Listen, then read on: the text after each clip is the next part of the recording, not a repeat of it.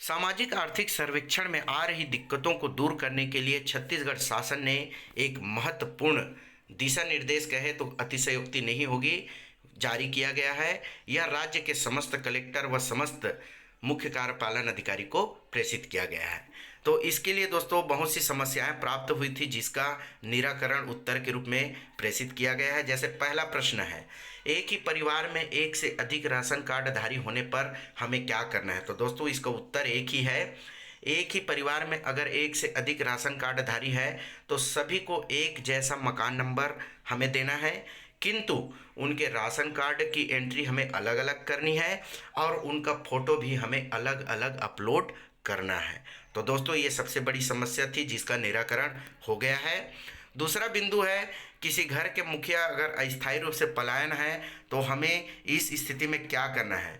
तो दोस्तों ग्राम पंचायत के पलायन पंजी के आधार पर उस परिवार के राशन कार्ड में उल्लेखित जो वरिष्ठ सदस्य है, राशन कार्ड का मुखिया नहीं है तो राशन कार्ड में जो वरिष्ठ सदस्य है, सीनियर सिटीजन है, उनका फोटो हमें सर्वे कार्य में लेना है। अर्थात मकान नंबर के समक्ष वरिष्ठ सदस्य का फोटो हमें अपलोड करना है।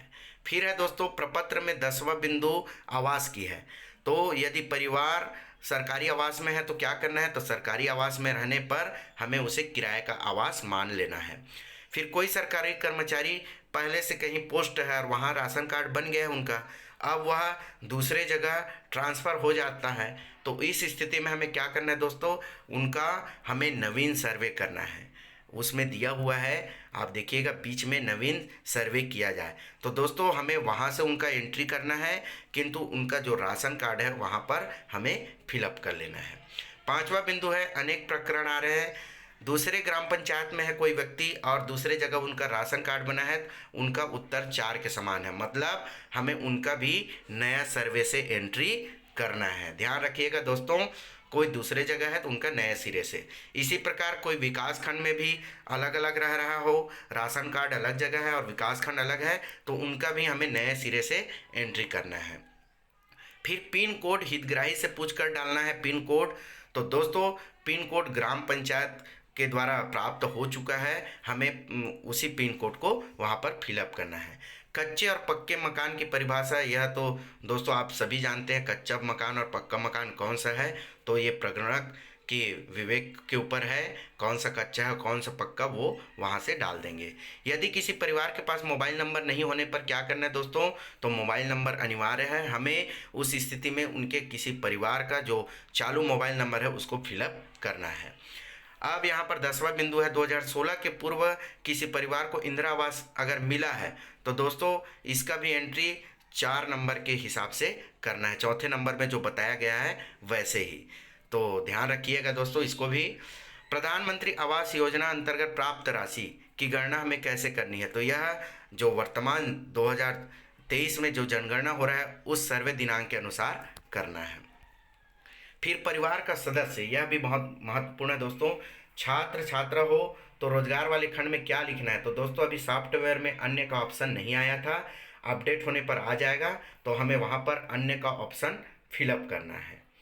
कोई परिवार कानूनी कारणों से अगर जेल में बंद हो, उसके अवयस्क बच्चे गांव में निवासरत हो, तो उनका सर्वे किया जाना है या नहीं। तो दोस्तों इस स्थिति में जेल में निरुद्ध होने के प्रमाण पत्र के साथ उसी परिवार के राशन कार्ड में उल्लिखित नामों से वरिष्ठ सदस्य के फोटो के साथ सर्वे पूर्ण कराया जाना है। तो दोस्तों इस बात को ध्यान में रखिएगा, यह भी बिंदु 4 के ही समान है। एक मकान में 4 राशन कार्डधारी है और उनके मकान पिताजी के नाम पर है, उनके बच्चे जिनके राशन कार्ड बन चुके हैं, तो दोस्तों इस स्थिति में आपको क्या करना है, स्वयं का आवास ही फिल करना है, क्योंकि उपभोग के सिद्धांत पर पिता के आवास को बच्चे के स्वयं के आवास भी माना जाता है। निराश्रित परिवार, तो दोस्तों यह भी आप जानते हैं निराश्रित कौन होता है। एक ही व्यक्ति के कृषि योग्य जमीन, तो दोस्तों यह कृषि योग्य जमीन भी वही बात है, परिवार के मुखिया द्वारा दी गई जानकारी के अनुसार ही इसको फिल करना है। फिर अगला बिंदु आता है, राशन कार्ड सर्वे लिंक से करेंगे तो मुखिया महिला होगी, तो दोस्तों यह भी महत्वपूर्ण बिंदु है। तो ध्यान रखिएगा नए सर्वे जब करेंगे तो उसमें भी आपको महिला को ही मुखिया बनाना है, इस बात को बिल्कुल ध्यान रखेंगे दोस्तों। जब हम नए सिरे से सर्वे करेंगे तो वहाँ पर मुखिया महिला को ही लेना है। क्या नया सिरे से सर्वे की एंट्री में राशन कार्ड नंबर जरूरी है? तो दोस्तों अभी फिलहाल राशन कार्ड बहुत अनिवार्य है, क्योंकि राशन कार्ड के बगैर सर्वे नहीं हो रहा है। तो यहाँ पर लिखा है सॉफ्टवेयर में उचित सुधार होगा। तो दोस्तों अभी सॉफ्टवेयर में बहुत सारे अपडेट होंगे। अगर कई प्रकार की अगर आपको दिक्कत होगी तो आप निश्चिंत रहिएगा, वो धीरे से उसका निराकरण हो जाएगा। फिर 19वां बिंदु है, प्रशिक्षण में बताया गया था कि पहला दल को 1 से 400 मकान आवंटित है। तो दोस्तों ये वही बात है, किसी किसी गांव में ज़्यादा जनसंख्या होने पर उन्हें एक संख्या आवंटित कर दिया गया है कि 1 से लेकर इतने तक आप करेंगे। तो दूसरा दल जैसे ही समाप्त होता है उसके बाद से क्रमशः मकान नंबर को बढ़ाते जाएंगे।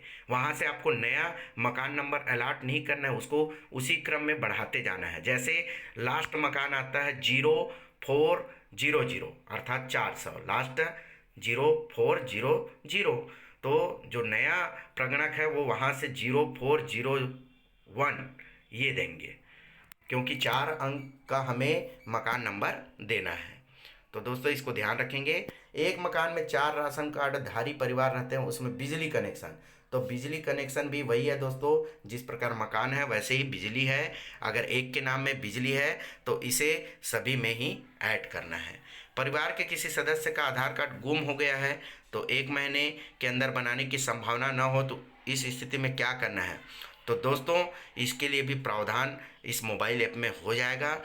आप धीरे धीरे इन सभी समस्याओं का समाधान आपको मिलते जाएगा। तो आप निश्चिंत रहिएगा, आप अच्छे से अपना सर्वे कार्य करते जाएंगे। यहाँ पर भी देखिए दोस्तों, 1 मीटर है और एक व्यक्ति के नाम में है, तो ये भी उसी बिंदु के आधार पर ही है। फिर है किसी राशन कार्डधारी परिवार में 6 सदस्य लेकिन सर्वे के समय 2 है। तो दोस्तों इसका उत्तर आपको उत्तर क्रमांक 2 मिल जाएगा। उत्तर क्रमांक 2 में जैसा कहा गया है वैसे ही आपको फिल कर देना है। अंतिम बिंदु में देखिए दोस्तों, मकान का अंतिम 4 अंक ही आपको दीवार पर उल्लेखित करने हैं। तो यहाँ पर मैं उत्तर दूसरा बोल रहा था दोस्तों 23 में। तो दूसरा प्रश्न का उत्तर क्या है यहाँ पर देख लीजिएगा। उत्तर तो ये रहा, वरिष्ठ सदस्य का फोटो आपको सर्वे के समय अपलोड करने होंगे। तो दोस्तों निश्चित ही यह बिंदु आपकी हर समस्याओं का समाधान लेकर आया है। अगर और कोई भी समस्या हो तो प्लीज़ हमें कमेंट जरूर करिएगा, ताकि हम उच्च अधिकारियों तक आपकी समस्या को प्रेषित कर सकेंगे। बहुत बहुत धन्यवाद।